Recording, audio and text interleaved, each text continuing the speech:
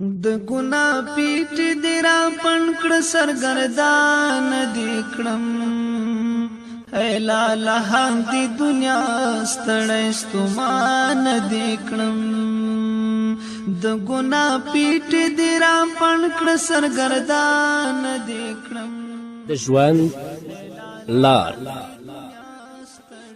زمنګ د نن ورځې د خپرونې موضوع بیا هم ناوړه ګناهونه ستړی ستومان دې کړم څښتن مې ښکلی کړم پیدا او ارزښتمند د عالم بسم الله الرحمن الرحيم الحمد لله رب العالمين حمد الشاكرين الصلاة والسلام على سيد الأنبياء والمرسلين سيدنا ونبينا وشفيعنا ومولانا محمد وعلى آله وأصحابه الطيبين الطاهرين قدرمنو اوریدونکو د ژوند د لارې د خپرونې مینوالو السلام علیکم ورحمة الله وبرکاته ستاسو روغتیا او خوشحالي د پاک رب نه غواړم په دې هیله چې د صحت او عافیت جامې پر تن ولرئ او خوشحالي مو په برخه وي دا دی زه محمد یاسین فهیم د ژوند د لارې د خپرونې په وړاندې کولو کې ستاسو په خدمت کې یم زموږ د نن ورځې د خپرونې موضوع بیا هم ناوړه ګناهونه درنو اوریدونکو د ناوړه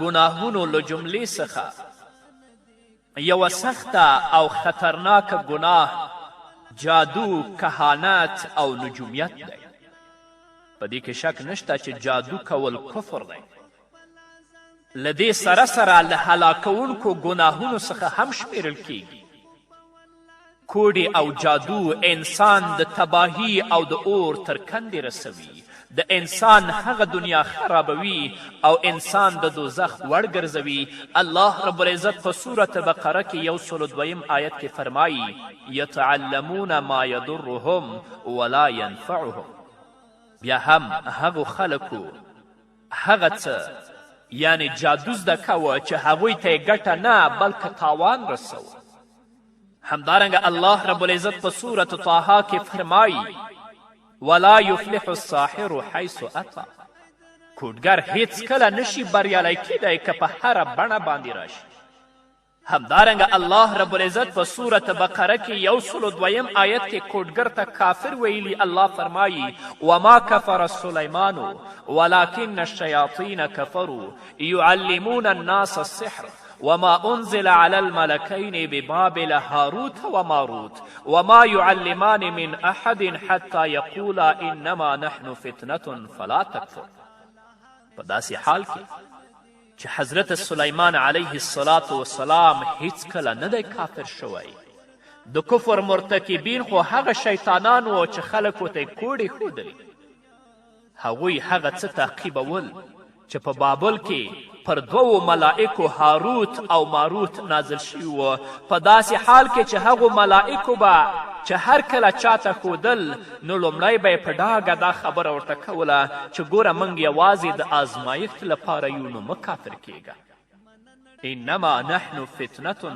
فلا تکفر نو د الله رب العزت د دې کلام نه دا خبره موږ ته په ډاګه کیږي چې جادو کول کفر دی دا په هغه وخت کې چې د خلکو د عقیدې د فساد کوشش کوي او خپله هم په دې باندې عقیده لري نو خپله جادوګر یا کوډګر چې داسې فاسد عقیده ولري خو کافر دی او هغه څه چې جادوګر د جادو او د کوډو له لارې لاسته راوړي هغه حرام دی اسلامي حکومت او اسلامي نظام دا حق لري چې کوډګر او جادوګر ووژني د دې ټولو سره بیا هم ځینې داسې ظالمان جاهلان او د کمزوري ایمان خاوندان شته چې د جادوګر او د کوډګر خواته د جادو کولو لپاره ورځي په دې خاطر چې په یو چا باندې کوډې او جادو کړي او خپل غچ په دې ترتیب ترې واخلي ځینې داسې خلک هم شته چې د جادو د زایل کولو لپاره جادوګر خواته او کوډګر خواته ورځي دا کار هم حرام دی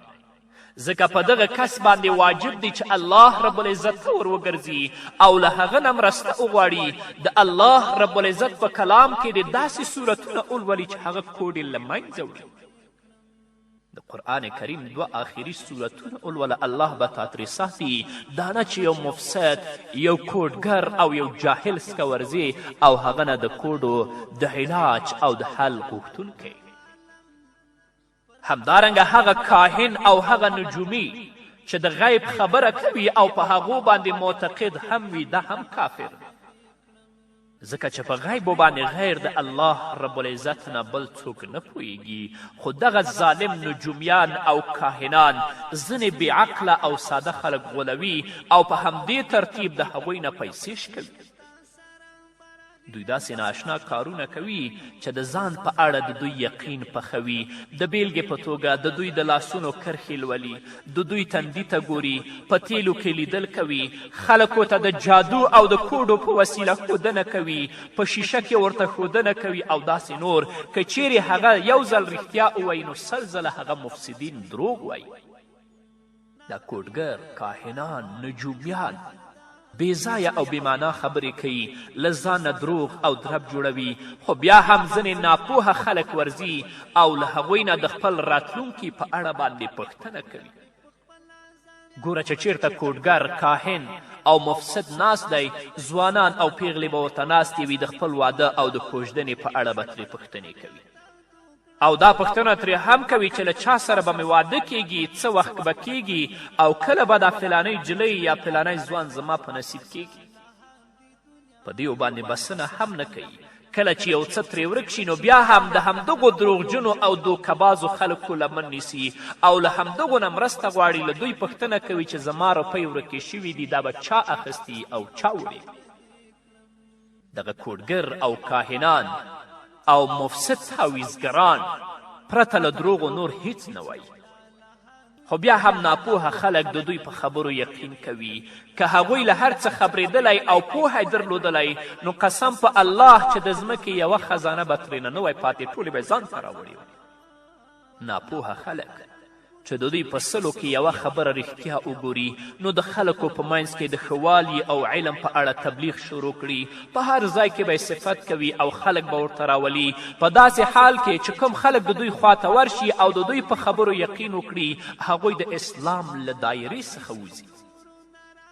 او کم خلک چې د هغوی خواته ورځي خو د هغو په خبرو باندې یقین نه کوي، د اسلام د دایرې نه نه وځي، خو الله رب العزت به 40 ورځې د دوی مونځ خپل دربار کې نه قبلوي. امام احمد رحمه الله په خپل مسند کې د نبی کریم صلی الله علیه وسلم یو حدیث را نقل کړی. رسول الله صلی الله علیه وسلم فرمایي: من اتی کاهنا او عرافا فصدقه بما یقول فقد کفر بما انزل علی محمد صلی الله علیه وسلم. کم کس چې د کاهن، فالبین یا نجومی خواته ورغی او د هغه د خبرې تصدیق یې وکړه نو ده په محمد رسول الله صلی الله علیه وسلم باندې د نازل شوي دین له مخې کفر وکړه، یعنی د هغه دین له مخې کافر شه، کوم چې د الله رب العزت لخوا رسول الله صلی الله علیه وسلم ته راغلی. او هغه خلک چې د کاهن، نجومی او فالبین خواته ورځي خو د هغو د خبرو تصدیق نه کوي چې ګوندې دوی هم د غیب و علم لري، بلکې یوازې د تجربې لپاره ورځي، کافران نه دي، لوی مجرمان دي او جرم یې دومره لوی دی چې تر 40 ورځو پورې لمونځ نه قبلیږي. د مسلم حدیث دی. رسول الله صلی الله علیه وسلم فرمایي: من اتی عرافا فسأله عن شیء لم تقبل له صلاة 40 لیله. کم کس چې د نجومی، فالبین او د کاهن خواته ورغی او له هغه نه یې پوښتنه وکړه نو تر 40 ورځو پورې لمونځ نه قبلیږي. یقین په الله وکئ. اوس خو په نامه مسلمانان، فالبینان او کاهنان پرېږده چې زموږ نه ایندوان هم خلاص نه دي. ایندوانو ته ناستو د هغو نه پوښتنې کوو، د هغو نه تعویضونه اخلو. او اکثره په دې مرض کې زموږ خویندې ګرفتاره دي چې چیرته د یو کوډګر، چې چیرته د یو فالبین او د کاهن نوم واوري، حتی تر ولایاتو ورته سفر کوي، دوی به هلته ورغلي او د دوی نه به پوښتنې کوي او د دوی نه به تعویضونه اخلي. نخویندو د الله رب العزت نه وویریږئ د محمد رسول الله دا پیغام واورئ چې رسول الله څه وایي. رسول الله صلی الله علیه وسلم دا وایي څوک چې فالبین کاهن او کوډګرس که ورځي کومه خبره چې هغوی کوي او دوی وایي چې ته رښتیا وایې نو کوم قرآن او دین چې په رسول الله نازل شوی دوی په هغه باندې کافر شول. او که د خبرو یقین نه کوې په هغو باندې یقین نه کوې صرف په ورتګ باندې ستا 40 ورځې مونځ د الله په دربار کې نه قبلیږي. موږ خو د الله رب العزت دین د محمد رسول الله دین د الله رب العزت د کلام په رڼا کې او د محمد رسول الله صلی الله علیه وسلم د احادیثو په رڼا کې درته بیانوو. همدغه د دین غله ستاسو د ایمان او د عقیدې غله تاسو ته درپېژنو چې دوی څخه مه ورځئ. همدغه ظالمان چې کله زموږ خبرې واوري بیا ته خلکو ترمنځ اوازه خپره کړي چې د دوی خبرې مه منئ. دوی د مذهب پابند نه دي. په یو نامه او په بل نامه باندې داعیان او حقانی علما تورنوي. نو درنو اوریدونکو راځئ د محمد رسول الله حدیث واورئ، د الله رب العزت کلام واورئ چې الله رسول الله د دې خلکو په اړه څه وایي او دوی څه کوي. همدارنګه درنو اوریدونکو د ناوړه ګناهونو له جملې څخه دا هم ډیره لویه او ناوړه ګناه ده چې خلک په خپل ژوند او په خپلو پیښو کې د ستورو د تاثیر عقیده ولري. د بخاري حدیث ده. زید بن خالد جهنی فرمای چې په حدیبیه کې موږ ته نبي کریم صلی الله علیه وسلم د سهار لمونځ په جمع سره راکړ. ټوله شپه باران ورېدلی و. نبی کریم صلی الله علیه وسلم چې د لمانځه څخه اوزګار شو نو ویې فرمایل هل تدرون ماذا قال ربکم، آیا تاسې پوهیږئ چې ستاسو رب څه وویل؟ صحابه و کرامو ځواب ورکړه الله و رسوله اعلم، الله او د هغه رسول ښه پوهیږي، موږ نه پوهیږو. نبی کریم صلی الله علیه وسلم وفرمایل اصبح من عبادی مؤمن بی و کافر فأما من قال مطرنا بفضل الله ورحمته فذلك مؤمن بي كافر بالكواكب وأما من قال بنوع كذا وكذا فذلك كافر بي مؤمن بالكواكب.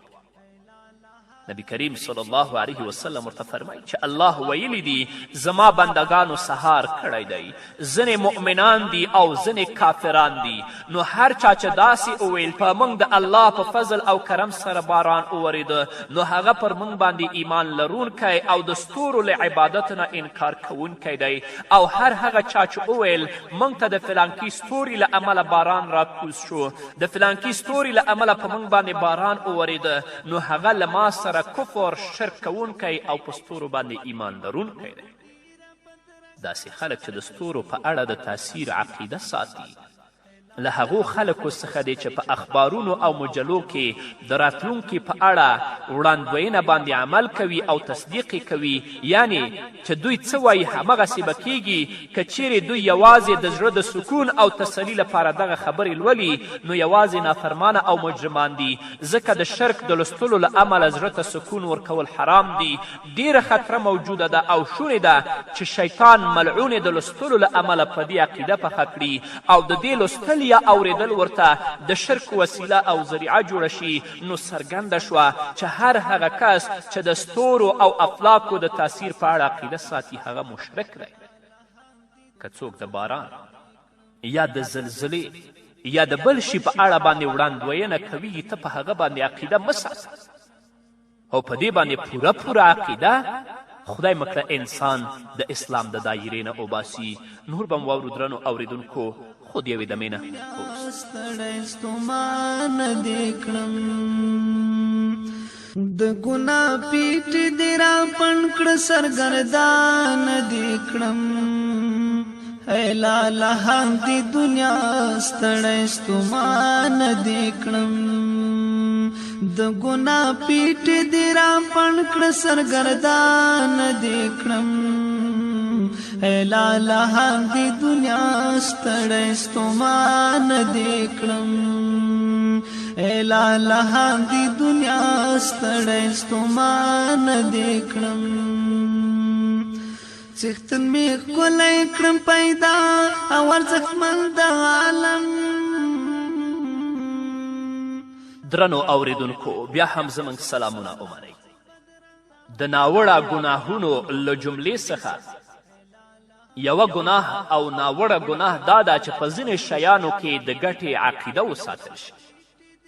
هغه شیان چې الله رب العزت د هغه څه لپاره نوي پیدا کړي چې خلک یې استعمالوي، لکه شرکیه منترونه، ضرر رسونکي تعویزونه، بیلابیل مهرونه، په مدني حلقو کې بېځایه حرکتونه او داسې نور کارونه چې کاهن یې لارښودنه کوي، داسې لارښودنه چې په هغې کې کاهن یا جادوګر د جادو په لور اشاره کړې وي، یا داسې باطل عقیده او نظریه چې د خلکو په منځ کې د پلار او نیکه څخه پاتې وي، داسې شیان چې د رواج په توګه د خلکو په منځ کې شتون لري، پلرونه یې د خپلو زامنو په غاړو کې ورواچوي او دوی ته د منلو او کولو حکم کوي. دوی په همدې باطل کار او باطلو شیانو داسې عقیده ساتي چې د دې پشتون او کولو کې نه څوک د نظره کیږي او نه چاته څه ستونزه پیښیږي. همدغه شیان د خپلو کورونو په دروازو، د موټرو په سرونو او نورو ځایونو کې په دې نیت راځوړندوي چې له نظره نشي. دې ته ورته له ډبرو څخه د جوړو شوو غمیو ګوتمې او کنجکې له ځان سره په دې نیت ساتي چې د دې ډبرو او کنجکو له امله او برکته به هغه او دغه ناروغي نه وي. لکه ډیر داسې خلک شته چې په خاصه توګه ښځې چې د نوو زیږېدلو ماشومانو په غاړو کې کنجکې، مرۍ او تارونه اچولي وي په دې نیت او عقیده چې د دې په شتون کې به کوچني ته ضرر نه رسیږي، له هرې بلا او آفت څخه به په امن کې وي. نه خویندو، دا شرکي عمل دی، الله نه وویرېږئ. په یاد ولرئ، په دې کې هیڅ شک نشته چې دا کار په الله باندې د توکل کولو خلاف کار دی. په دې کې انسان ډیر زیان کوي او دغه کار د حرامې لارې څخه د حرامو شیانو په وسیله د ځان لپاره د علاج کولو ضامن جوړول دي. دې ته ورته د هغو تعویزونو راځوړندول چې په هغې کې له الله رب العزت پرته د بل چا څخه مرسته غوښتل شوي وي، شیطانان او پیریان پکې رابلل شوي وي، یا پکې داسې عبارتونه لیکل شوي چې څوک پرې نه پوهیږي او نه ترېنه څه مطلب اخیستل کیږي، او سره له دې چې قرآني آیتونه پکې لیکل شوي وي، په څنګ کې داسې شرکي الفاظ هم ورسره یوځای کړي وي چې په هغې کې د الله رب العزت پرته له بل چا نه مرسته غوښتل شوي وي. نو په لنډه توګه باید ووایم چې دا کم شیان ما تاسې ته بیان کړل، د دې ټولو شیانو په غاړه کې زوړندول یا د بدن په کمې برخې پورې تړل او په هر ډول چې استعمالیږي دا حرام او ناروا عمل دی. د دې نه الله او د الله رسول صلی الله علیه وسلم منع کړی. د دې پر ځای چې تعویز کې د الله کلام ولیکي یا هغه دعاګانې چې د رسول الله صلی الله علیه وسلم نه منقولې دي، دا پکې د فرعون و شداد و حامان و نمرود نمونه لیکي یا د ملائکو نمونه پکې لیکي، د هغو نه دوی امداد او کومک غواړي. دا شرک نه دی، څه دی؟ الله رب العزت دې زموږ عقیدې سمې کړي، ځکه عقیده د ټولو اعمالو بنسټ او اساس دی.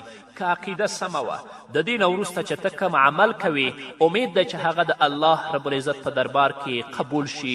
او که خدای مکړه عقیده شرکي عقیده وي، کله کوډګر څکه ناستې، کله فالبین څکه ناستې، کله جادوګر څکه ناستې او کله مبتدع او بدعتي څکه ناستې، نو عقیده فاسده ده. د دې نه وروسته چې ته هر نیک عمل کوې هغه د الله رب العزت په دربار کې قبول نه بلکې مردود دی.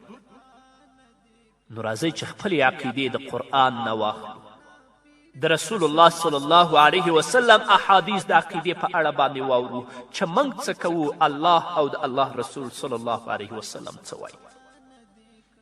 همدارنګه درنو اوریدونکو، د ناوړه ګناهونو له جملې څخه یوه ناوړه ګناه په عباداتو کې ریا کول دي. د نیکو او صالحو اعمالو لپاره شرط دا دی چې هغه به له ریا څخه خالی او د رسول الله صلی الله علیه وسلم د سنتو مطابق به وي. هر هغه څوک چې عبادت د دې لپاره کوي چې خلک ورته وګوري، د خلکو په منځ کې ورته په درنه سترګه ولیدل شي، نو دغه کس په شرک اصغر کې واقع او اعمال برباد دي. الله رب العزت د هغو خلکو په اړه وایي کوم چې په لمانځه کې ریاکاري کوي. ان المنافقین یخادعون الله وهو خادعهم واذا قاموا الى الصلاه قاموا كسالى يراءون الناس ولا يذكرون الله الا قليلا. الله رب العزت فرمایي دغه منافقان له الله رب العزت سره د غولونې کار کوي، دوکه کوي. په داسې حال کې چې په حقیقت کې الله رب العزت هغوی په غولېدنه کې غورځولي دي یا د دوی د دوکې جزا ورکوي.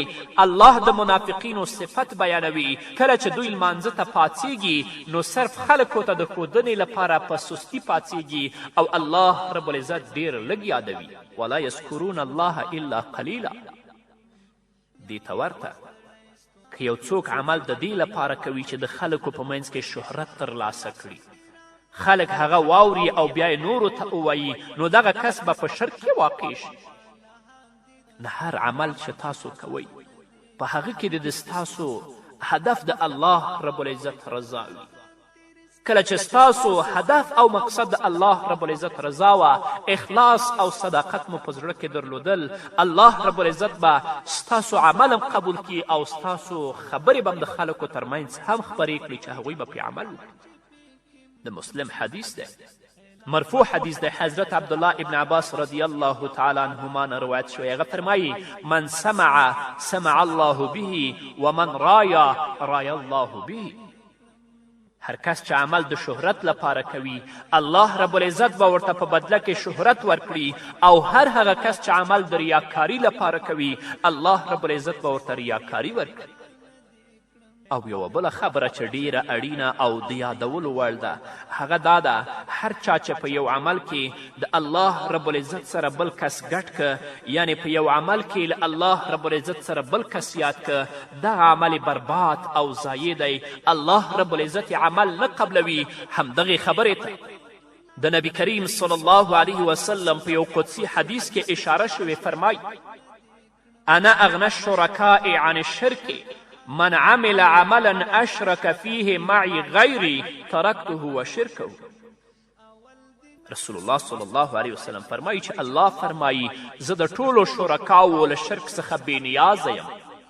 چا چې عمل وکه او په عمل کې له ما سره بل کس شریکه، زه هغه او د هغه شرک پرېږدم، یعنی د هغه عمل بربادوم. خو څوک چې عمل یوازې د الله رب العزت د رضا لپاره پیل کړي بیا په هغه کې ریا رامنځته شي او دغه کس د ریا د لمنځه وړلو پوره هڅه وکړي، ریا بده وګڼي، نو د ده عمل سم دی. خو که چیرې عمل کوونکي ریا خوښه وګڼله او په ریا سره یې زړه ته سکون او آرام راغی، نو په دې اړه د ټولو علماو همدغه پرېکړه ده چې د ده عمل برباد او ضایع دی او الله رب العزت به د آخرت په ورځ ترې پوښتنه کوي. نو الله رب العزت دې زموږ عقیدې سمې کړي او زموږ عملونه دې الله رب العزت د خپل رضا دپاره وګرځوي، تر څو رب العزت زموږ عملونه قبول کړي او الله رب العزت په آخرت کې موږ ته زموږ ښایسته عملونو باندې نیکې بدلې راکړي. په همدې هیله درنو اوریدونکو دا وه زموږ د نن ورځې خپرونه چې ستاسو درانه حضور ته وړاندې شوه. تر بلې خپرونې پورې چې زه بیا هم ستاسو درانه حضور ته راځم، تاسو ټول په لوی او بخونکي الله سپارم. پاتې ژوند مو نیکمرغه، ښاد، بریالي او کامیاب اوسئ.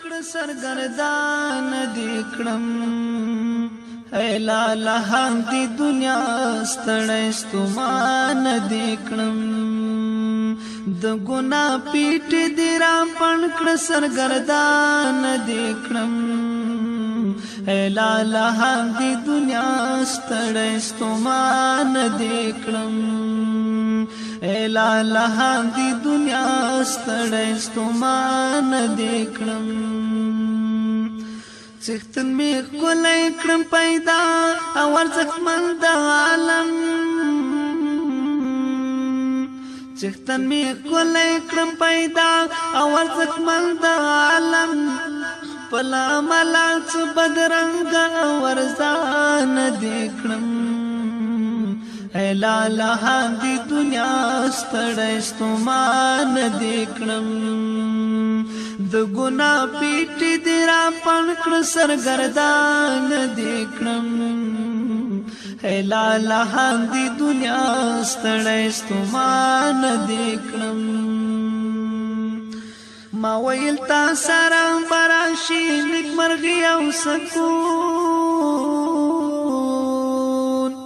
ما ویل تا سره براشي نیکمرغي او سکون، څومره چې ډېره شوې همغومره پریشان دې کړم اے لالا هم دی دنیا ستړی ستومان دې کړم د ګنا پیټ دې را پڼ کړ سرګردان دې کړم اے لالا هم دی دنیا ستړی ستومان دې کړم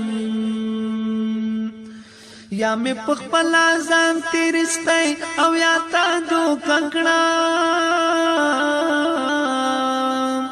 یا می پخپلا ځان تیرستی او یا تا دوکه کړم هر څه چې